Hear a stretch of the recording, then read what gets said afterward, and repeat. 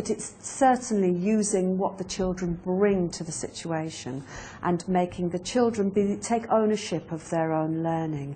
We ask the children a lot of questions like, what helped you learn? How could you learn that better? How would you do it differently the next time? So that they're learning about learning. 영국이 이러한 창조 교육을 하게 된 이유는 기존의 교육 방식이 더 이상 시대의 변화에 맞지 않는다고 보았기 때문이다. If you look at the curriculum in Britain today, there is a national curriculum that says what you need to do to succeed is do English language, English literature, modern language, geography, history, science, maths, maybe a bit of art and music. If you do that, you're educated.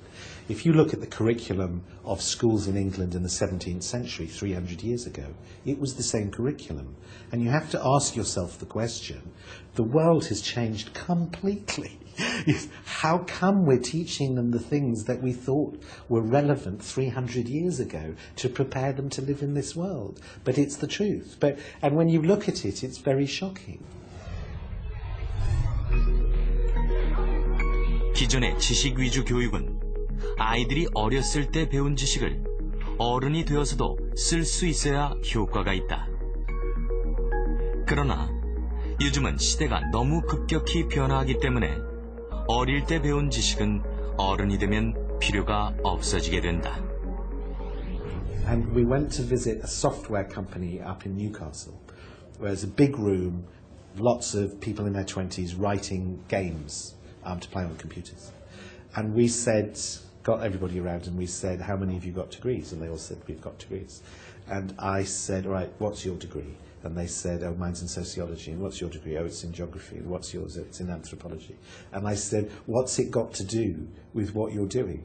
And they said, oh, because we never did any work at university. We played games the whole time, and that's how we learned how to play games. So when we left university, we went into the games industry because we'd learned everything about the games industry. So the thing about the relationship between the degree and being in the industry was not the degree, it was the space it gave you between 18 and 21 to explore and experiment. You don't need to send them to university to do that. You can create other environments.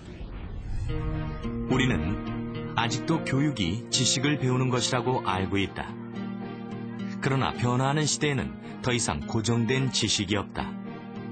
그래서 지식을 배우는 것은 아무런 의미가 없다. 따라서 창조 교육에서는 지식이 아니라 문제 해결 능력을 가르친다. 다시 말해 배우는 방법을 배우는 것이다. They have to learn how to learn, so when they're not in the classroom, they can do it for themselves. And they also have to learn how to be flexible, how to be able to change, how to be able to move in new directions, how to change the nature of the relationships that they have with other people. Now that's a very different curriculum from the curriculum in most schools today, and therefore we're working with schools to explore how we can change that curriculum so that the young people are properly prepared to succeed in the 21st century. 새로운 교과 과정은 기존의 교육 방식과는 전혀 다른 방식을 제시하고 있다.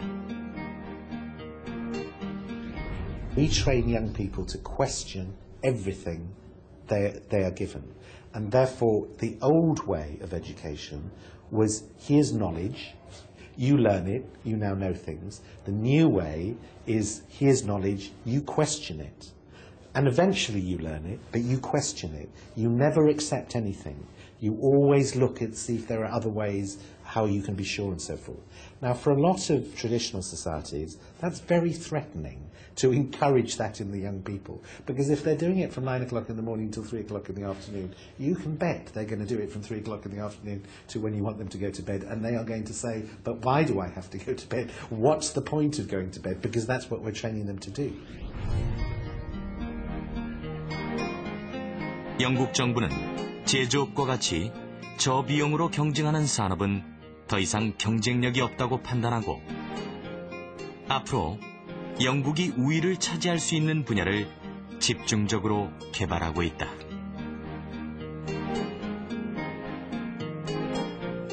I mean, the broad vision, I suppose, that the UK government has had over the last 10 years has been one in which an increasing recognition that the UK will be unable, countries like the UK will be increasingly unable to compete on cost grounds with countries which have very, very large sources of labour supply and which, as a consequence, can produce the same output but at lower cost. So the question is the UK can either continue to try and compete on non-price grounds in those traditional areas, or it can try and play, it can try and specialise in sectors where we have a genuine comparative advantage. 영국은 시대의 변화에 맞춰가기 위해 새로운 창조 교육으로 미래를 준비하고 있는 것이다. Korea's got enormous potential in areas of creative and cultural industries, but I think what it may lack is going back into the education system to give young people the confidence that their good ideas can find a way forward. Because without a doubt, the future for Korea is in its young people. People of 16, 17 have great ideas, very creative, but it's a question of then being able to support them through a process where they can hold on to their good ideas and have time to think about the next one, rather than be pressured into becoming economically successful before they're ready, I think.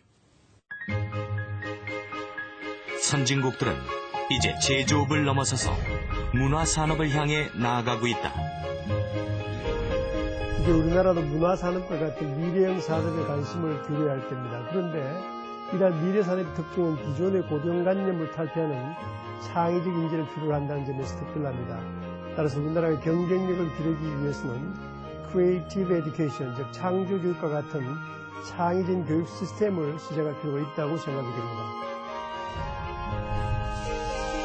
우리나라도 미래의 경쟁력을 위해서는 문화산업을 위한 기반을 마련해야 할 것이다.